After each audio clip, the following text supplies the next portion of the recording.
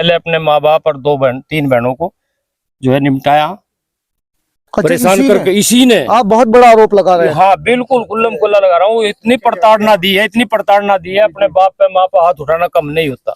राम राम करके लिखट लेता। राम राम तो ऐसा शब्द है, आदमी दुश्मन का भी ले लेगा, इसका तड़े ने नाड़ करके लिखट देता। औरत एकदम सही थी, चरित्रवान थी, और यू गलत था। हम इस चीज की सौगंध खाया करते हैं, कहीं खुआ लो मंदिर में, मस्जिद में, गुरुद्वारे में, कहीं खुआ लो। औरत बिल्कुल सही थी, चरित्रवान औरत थी, धार्मिक औरत थी भाई। इसके चाल चलन गलत है, इसके चाल चलन यूं गलत था। ये नाटक अपने बचाव के लिए को ये बिल्कुल एक नंबर का झूठा और बदमाश आदमी था। इसकी घरवाली पहली भी सही थी और ये भी सही है थी बेचारी। इसने जो है पहले 5 आदमियों को मौत के घाट उतार दिया था। वो जन्म से लेके आज तक हमने उसकी अच्छाई कहीं नहीं सुनी।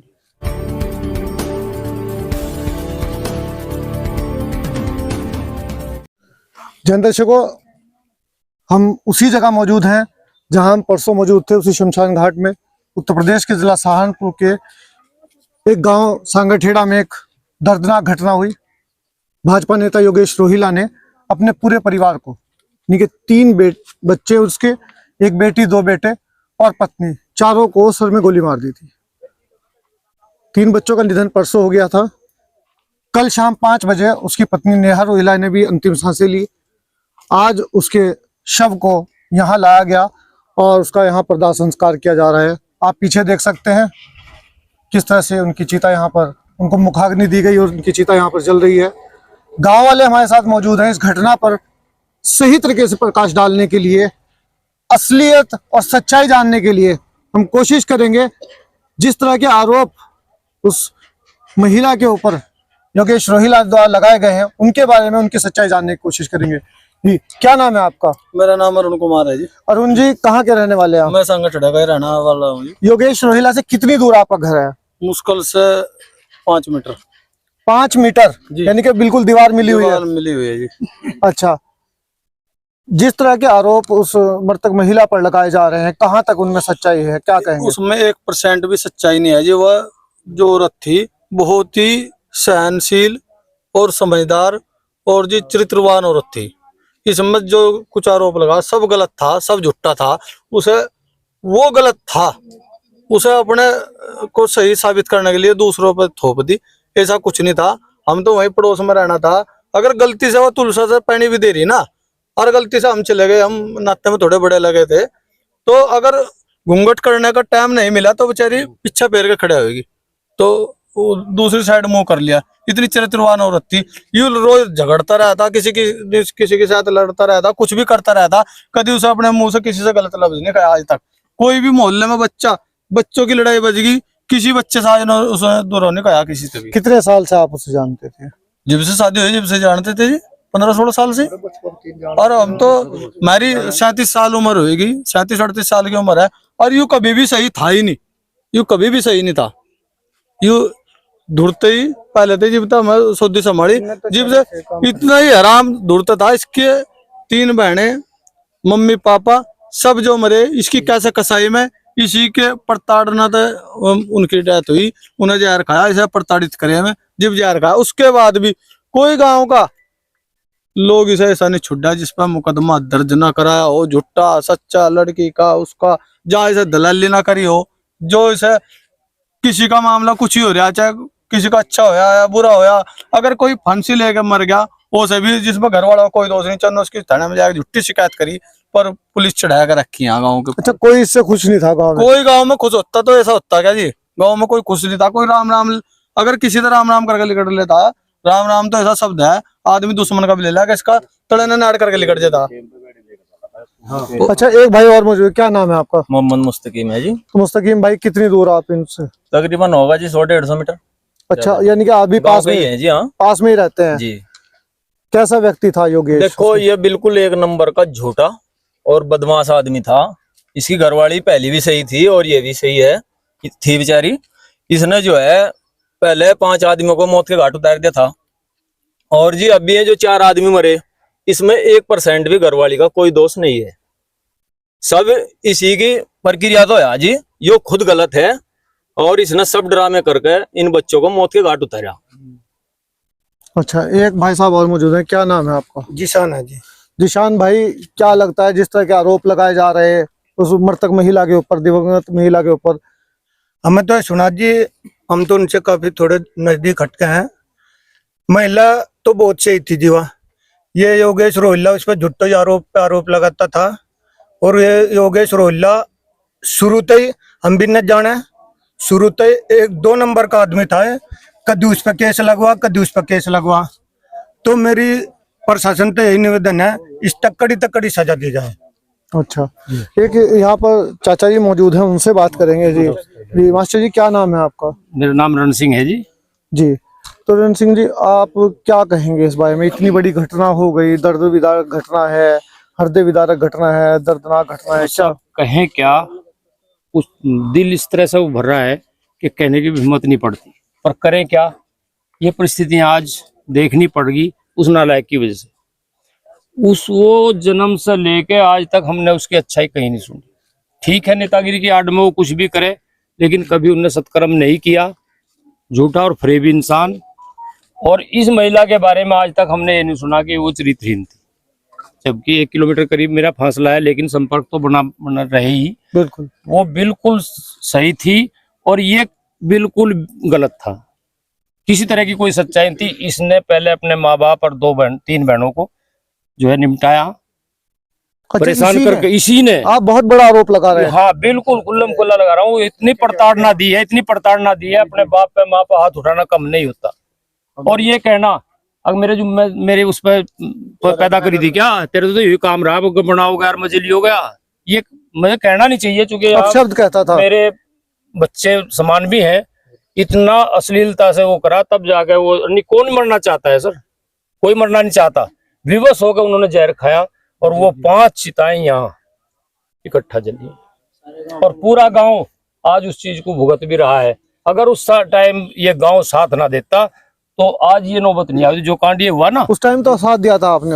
हाँ, इसी वही गलती वही होगी कि भाई जो हो गया होगा, कम से कम इसे तो बचा लो, इस मनसा को। लेकिन उसका रिजल्ट बिल्कुल उल्टा हुआ, गांव ने भुगता और आज ये हादसा देखने को मिला कि अभी पूरे गांव की हानि है। इतना दर्दनाक नहीं, मैं नहीं मानता होगा। अच्छा, जिस तरह से वो कह रहा है कि मेरे ऊपर, मैं मानसिक रोगी हूँ, मुझे मेरा इलाज भी चल रहा है, सब ऐसा, ये बिल्कुल ड्रामेबाजी है। बिल्कुल, हम तो अच्छी तरह आते जाते उसको देखे, बाइक पे भी जाता था, गाड़ी में भी जाता था, कभी उन्होंने इस तरह की बात ही नहीं महसूस होने दिया कि इसको जो है कोई दिक्कत है मानसिक रूप से। वो है बिल्कुल गलत है, ये तो बहानेबाजी है, बिल्कुल सच्चाई नहीं, कोई सच्चाई नहीं इसमें। सजा से बचने के लिए तो नहीं ऐसा कर रहा? वही है तो स्पष्ट है कि बहानेबाजी यही है कि तू बच जाए इससे। अच्छा, 1.5 महीने से सुना, 1.5 महीने से वो लोगों को पकड़ के बताता था मेरी पत्नी का चरित्र सही नहीं है। वो जानकारी हमें नहीं मिली, पड़ोस में हो सकता है, क्योंकि मैं 1 किलोमीटर फासले पे रहता हूँ। नहीं, हमने गांव वालों से बात की, वो सबका यही कहना है कि वो धार्मिक महिला थी, चरित्रवान महिला। बिल्कुल, उसके बारे में हमें गलत होने का 1 दिन भी 1% भी नहीं सुना। महिला के लिए बहुत ही सज्जन और सात्विक विचारों की महिला सुनी है। अच्छा, जैसे आपकी इतनी उम्र है, आपका तजुर्बा है, ये जिस तरह की घटना हुई है, बच्चों को मार देना, क्या कारण रहा होगा कि उसने बच्चों के साथ भी ऐसा कर दिया? ये जो है ना जी, चोर को सब चोर दिखे हैं। खुद उसका चरित्र ऐसा था, इसलिए उसको उनमें वो नजर आई। बस मैं तो सारी बातों की एक ही बात कहूँगा। एक यहाँ पर बहुत भाई साहब और बहुत बहुत धन्यवाद। आप भाई साहब हैं, उनसे बात करें। क्या शुभ नाम है आपका? सुरेंद्र है। सुरेंद्र जी, इतनी बड़ी घटना हुई, जब घटना हुई उस वक्त आप कहाँ थे? गांव में थे, इसी पता लगा हमने भी इस तरह से घटना हुई। अच्छा, आप वहीं मौके पर पहुंचे? हाँ, गए हम। क्या उस समय क्या कोशिश, किस तरह से कोशिश की उसको, उसके बच्चों को, उसकी पत्नी को ले जाने की, और जिस तरह वो गिरफ्तार हुआ, क्या उस वक्त लग रहा था कि वो मानसिक रोगी है जब उसे गिरफ्तार करके ले गए? कोई मानसिक रोगी नहीं था। क्या लगता है वो पूरी प्लानिंग के साथ उसने काम किया है? पूरी प्लानिंग के साथ, या अचानक गुस्से में उसने फैसला लिया है? नहीं, प्लानिंग के साथ है। प्लानिंग के साथ किया है, ऐसा नहीं कि अचानक उसे गुस्सा आया, अचानक कर दिया उसने। ऐसा कुछ। तो यहाँ गांव वाले थे, उनसे बात की हमने और जानने की कोशिश की। एक भाई साहब और मौजूद है, उनसे बात कर लेते हैं। ये क्या शुभ नाम है आपका? कृष्ण है जी। कृष्ण जी, आप कितनी दूरी पर उनका घर है आपका? बस उनका 20 मीटर से ज्यादा 20 मीटर। मतलब उसी गली में, वहीं जी, पर जी, पास बस में? पास में ही वही घर है जी। पूरा गांव उनकी बुराई कर रहा है कि वो चरित्र के व्यक्ति नहीं थे, किसी से। सही है जी, गांव वाले बिल्कुल सही कह रहे हैं सब। आपके साथ भी कभी कोई झगड़ा, कोई बात हुई? नहीं, वैसे तो झगड़ा नहीं हुआ जी कभी किसी बात का, लेकिन वो आदमी सही नहीं था बिल्कुल भी। उसने जो करा भला नहीं के साथ किया, जो कुछ भी किया आए दिन पत्नी बच्चों के साथ झगड़ता था। वो तो उसका काम था जी। वो तो कुछ जरा सा भी उसे दिख गया उसी पे आरोप लगाता था जी। वो मारपीट भी करता था उसका? मारपीट भी पता मैं जी, मारपीट भी करा था अच्छा जी। तो देखिए, वो आदतन अपराधी था, ऐसा नहीं कि कई बार आदमी गुस्सा आ जाता है परिस्थिति की वजह से या ऐसे हालात की वजह से आदमी ऐसा कदम उठा लेता है। गांव वालों का कहना है कि वो उसका चरित्र भी सही नहीं था, आदतन भी वो आदमी सही नहीं था। अपने परिवार के साथ, पहले माता पिता और अपनी बहनों के साथ वो इतनी ज्यादतियां क्या करता था कि उस समय या तो उनको किसी ने जहर दिया था या फिर उन्होंने सुसाइड किया था, प्रताड़ित होकर के, परेशान होकर के। मानसिक अवस्था उनकी ठीक नहीं थी। उसके बाद में इसकी शादी हुई, शादी होने के बाद उस पत्नी का भी संदिग्ध अवस्था में देहांत हुआ। अब फिर दूसरी शादी होती है, उससे 3 बच्चे थे। उन तीनों बच्चों को उसने अपने हाथों से इस तरह से मार दिया, पत्नी को मार दिया। तो निष्कर्ष ये निकलता है कि वह आदमी समाज में रहने लायक नहीं है। क्योंकि जब हमने शुरुआत में इस बारे में पता करने की कोशिश की तो कोई गांव वाला बात तक करने के लिए तैयार नहीं था, कैमरे के सामने मुंह खोलने के लिए तैयार नहीं था। उसका गांव वालों को इतना डर है, उसने इतने मुकदमे लोगों के ऊपर कराए हैं, इतने लोगों को परेशान किया है, इतने लोग उससे प्रताड़ित हैं और लोग अभी भी डरे हुए हैं। कहीं ना कहीं दबी छुपी जुबान में जब वो ये SHO गंगो से मिलते हैं, यहाँ पर पुलिस स्टाफ से मिलते हैं, तो उनसे यही रिक्वेस्ट कर रहे हैं कि वो बाहर ना आना चाहिए, उसको सजा होनी चाहिए। गांव वाले अभी भी डर के साए में जी रहे हैं कि कहीं वो वापस। जी, डर तो पक्का है। दूध का जला जो है छाछ को फूंक मार के पीवे। अच्छा। पिछला दर्द अब तक नहीं भुगते निपटे, अब तक भुगत रहे हैं। और ये आप ये देख लीजिए कि वो जो अंदर का कुंडे बंद करके काम किया है तो प्लांट देते जी जी। और नहीं, अगर अकस्मात कोई हो गुस्से में हो तो कुंडी लगाने की गुरु नानक कहाँ स्कूल वो में होता है। एक प्रोग्राम था, बच्ची वहां जाने लगी सुबह ही।